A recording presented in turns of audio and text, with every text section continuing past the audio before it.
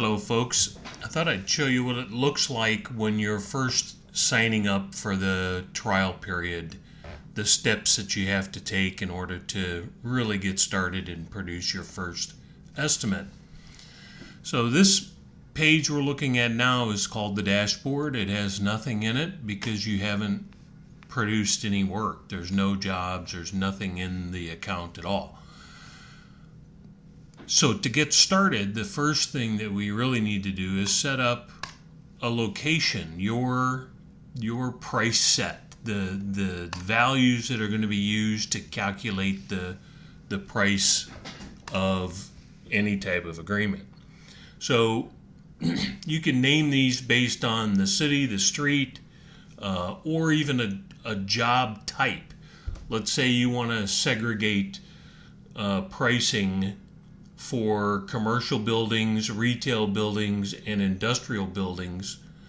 So you could name this industrial or retail or office buildings, however you want to do it. We're just going to go with ABC, location, address, 11 East Road,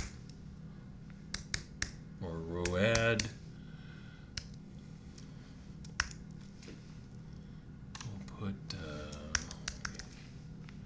United States. I'm in Iowa, and I'm in Altoona.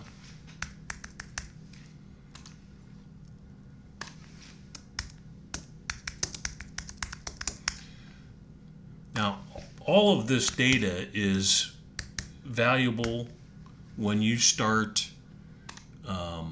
generating the agreement documents, because this information is used to actually populate data in your agreements. So that's the basic information. Then there's document options. There'll be a whole nother video on how to set up your documents. We're going to go to labor rate. You can change this. This should be a fully burdened labor cost, not your street rate, just like it says here. We're going to leave them at 50 in the margins. We're going to go with a 50% margin. So we're going to end up with 100% markup.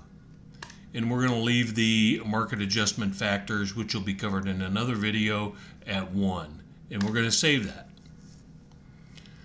Okay, so now if we go back to the home page or the dashboard, there's still nothing there. That's because we don't have any jobs. We're going to add a job, new job. Business name is Big Building. And we're going to use the ABC location. That's the only one we have. The expected start date of our agreement. And let's do your standard full coverage. Save that, and we go again. We can put in the address, location, select change the agreement type, term. All of this data again is used to populate your agreement. So the more complete it is, the better, more professional your agreement's going to look. But I just want to show you how we're going to affect that dashboard. We'll go to package and split systems. We're going to do a rooftop unit and accept the default values. And there we have a job that's worth $1,562. Now, go back to the home page or our